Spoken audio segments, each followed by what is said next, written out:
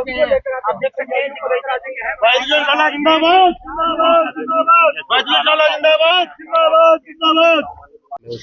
27 तारीख को युवा योद्धा सम्मेलन, जिला सम्मेलन करनाल में होने जा रहा है और उसकी तैयारियों का जायजा लेने के लिए आज मुझे जाट भवन में कार्यकर्ताओं से रूबरू होने का मौका मिल रहा है।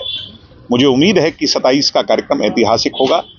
बड़ी संख्या में करनाल जिले के युवा जो हैं वो उस दिन कार्यक्रम में पहुंच करके सरकार के आगे एक चुनौती बने। सर, क्या कुछ कहना चाहेंगे? पिछले दिनों आपकी काफी तल्खी रही कृष्ण बेदी के साथ, और नहीं, मेरी कोई तल्खी रही, वो मंत्री हैं, मैं तो एक साधारण सामान्य व्यक्ति हूं हरियाणा में। वो तो बहुत बड़े आदमी हैं, वो तो उनमें तो अहंकार बोल रहा है, और अहंकार जो है फिर वो जो सही समय आता है फिर उस पर अहंकार टूटता है। तो मैं ऐसे लोगों को ये कहूंगा कि जब सत्ता में आप बैठ जाते हैं तो फिर अहंकारी नहीं होना, फिर आपको पोलाइट होना है। सिक्योरिटी मिल गई है दोबारा? हाँ, सिक्योरिटी मेरे को अब इन लोगों ने, नए डीजीपी साहब ने दोबारा दी है। अब देखते हैं कि क्या सोच करके दी। पहले मैंने तो कभी सिक्योरिटी से मांगी नहीं थी, फिर ये कह दिया कि हटा ली, क्योंकि दिग्विजय तो कोई हैसियत नहीं रखता। अब मुझे नहीं पता फिर क्यों दे दी, अब तो लौटा दी सिक्योरिटी। इनेलो भी युवा प्रदर्शन, युवा सम्मेलन वगैरह कर रही है। इनेलो का दरअसल आज सच्चाई ये है कि वो टायर्ड और रिटायर्ड लोगों की पार्टी है।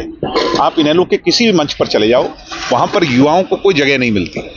यानी जो 60+ के लोग हैं जो अपनी आखिरी पारी खेल रहे हैं। जैसे मैंने पीछे भी कहा था कि एक वाकया था जब सौरव गांगुली रिटायरमेंट लेने लगे, यानी बोर्ड ने कह दिया कि अब रिटायर हो जाइए, तो उन्होंने कहा कि एक मौका और दे दो, एक मैच खिला दो, आखिरी मैच, विदाई मैच।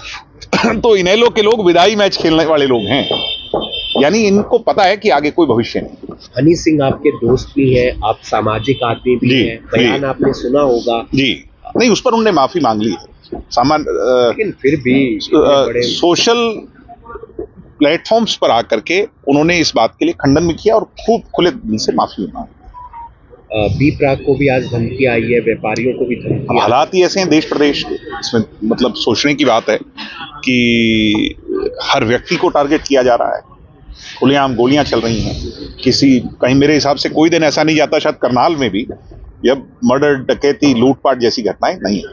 कांग्रेस की राजनीति को कैसे देखते हैं? तो प्रदेश अध्यक्ष बन गए, जिला अध्यक्ष बन गए, सम्मेलन हो रहे हैं, प्रदर्शन हो रहे हैं। देखो, कांग्रेस के अंदर जो सिर्फ फुटबॉल जब तक खत्म नहीं होगा, कांग्रेस में सारी जो मिसाइल्स हैं वो मिसगाइडेड हैं। कोई एक दिशा है ही नहीं कांग्रेस की, कोई कहीं चल रहा है, कोई कहीं चल रहा है। कांग्रेस संगठित नहीं होगी तो फिर ये जो 37 विधायक हरियाणा प्रदेश की जनता ने दिए हैं, यानी विपक्ष तब तक कामयाब नहीं होगा जब तक जो मेजर पार्टी विपक्ष वो संगठित नहीं होगी, उसके अंदर लोगों की भाषा और सुर एक नहीं है। क्या कभी आपस में ये विचार हुआ कि किसान आंदोलन के दौरान हम अगर गठबंधन तोड़ देते या अपना समर्थन वापस ले लेते तो आज ये हमारा ना होती? नहीं, अब है। अगर यानी हमारे उस फैसले से किसान बिल वापस हो जाता तो जरूर हम ये फैसला लेते। जी राम जी बिल तो मैं ये कहूंगा कि बीजेपी की ये जो काठ की हांडी है ना, ये बार बार नहीं चढ़ेगी। बीजेपी का एक रवैया है कि हिंदू मुसलमान कर करके, जाट गैर जाट कर करके, या किसी और नाम पर बांटो और राज करो। डिवाइड एंड रूल की पॉलिटिक्स के खिलाफ ही ये जो हमारा अभियान है, युवा योद्धा सम्मेलन, ये योद्धा हमें क्यों बढ़ाने पड़ रहे हैं? अब कोई तोप तलवार से काम नहीं चलेगा।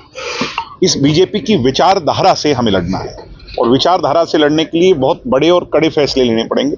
उसी के लिए हम योद्धाओं को ताकतवर बना रहे हैं। शुक्रिया।